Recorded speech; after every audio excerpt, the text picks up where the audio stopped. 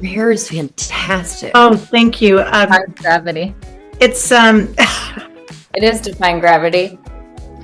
Brandy Carlisle is my hairspiration. Oh, Exactly. sexiest woman alive, truly.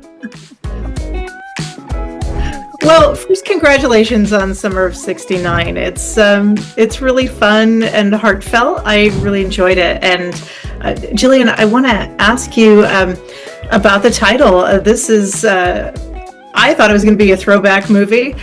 This is about a sex act that is about reciprocity, and I think that's really very modern and forward. Would you talk a little bit about that? Yeah, I originally got the script and I was sort of like, a film about 69ing. I would never have pictured that would be my directorial debut.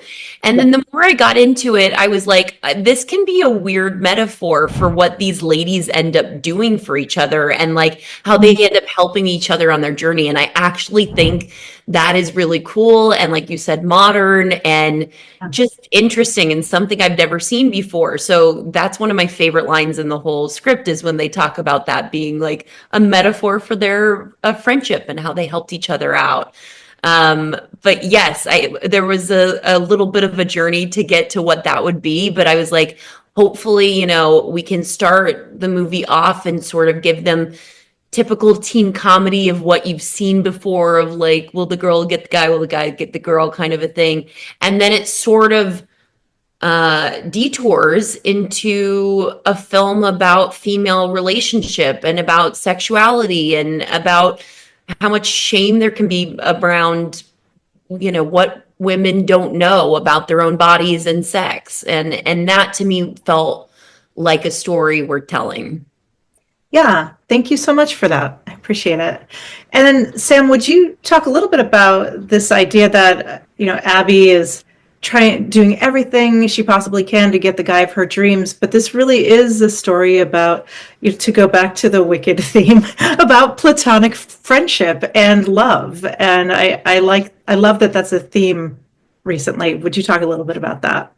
I mean, it's my favorite part of the movie, honestly. Like, because female friendship too is just so fulfilling and lovely, and I feel like to have that on screen, I mean, it's just something that needs to be seen a little more, like not just in like a not just in like a Bechdel test way, but in like a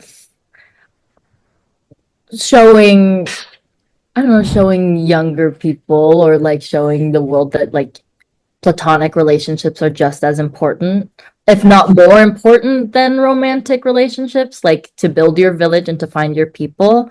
Does not always have to come with romance. There's almost romance in platonic relationships too. There's so much love and light and joy in that. So it truly is the highlight of the movie, which is where you see their relationship just blossom and bloom and like watch these ladies learn from each other and grow up together.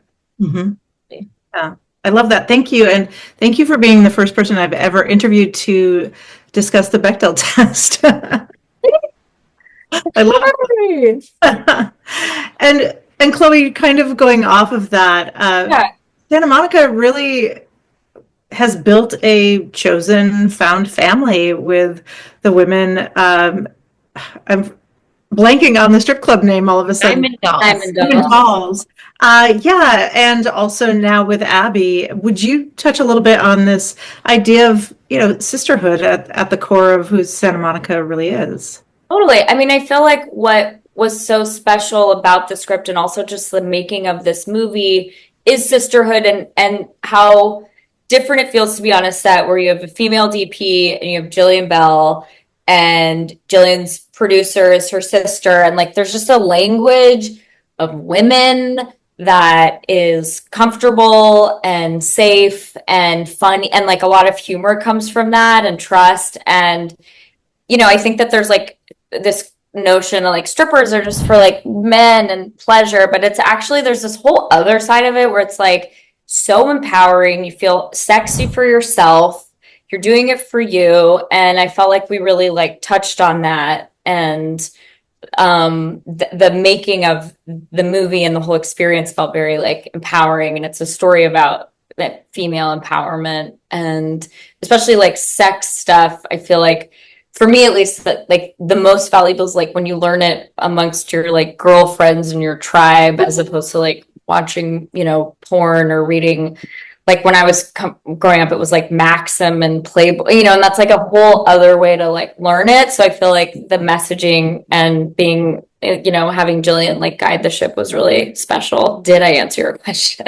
Yeah, you did. You did. Thank you. And I have a little quick, not a follow-up, it's in a little different direction, but because she's such an SNL legend, I have to ask you about working with Paula Pell, who makes me howl. Oh, I mean, just the most incredible. Like, I was like, if we're lucky enough to get Paula Pell, and then my first phone call with her, she was like, "Yeah, I'm in," and she goes, "Do you want me to show my boobs?"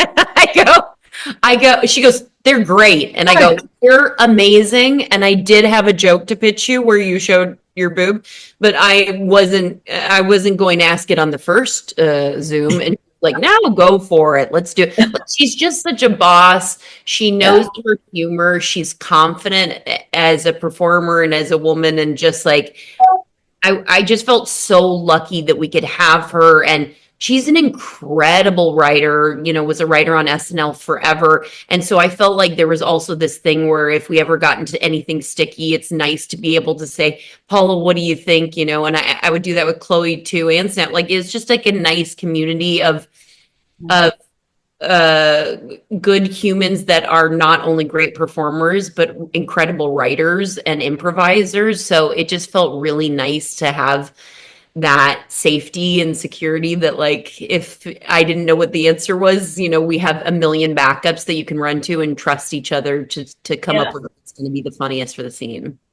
and it also weirdly like there's so much like natural empowerment, or like the relationships that are in the movie like weirdly also kind of were inspired from like real stuff that would happen on set. Like when Paula started at SNL, it was like Paula, another gal, and then like all these like, and like Adam McKay and all the Harvard guys. And like I feel like it's so hard to get like certain points of view on like my own like forever like whatever girly whatever shit. But like that's the like mountain that Paula climbed, and like to be that much of a legend when you're one of two women, you know. So like I don't know, I was empowered just like by Paula as a person, and then was like translated it into, you know, strip club.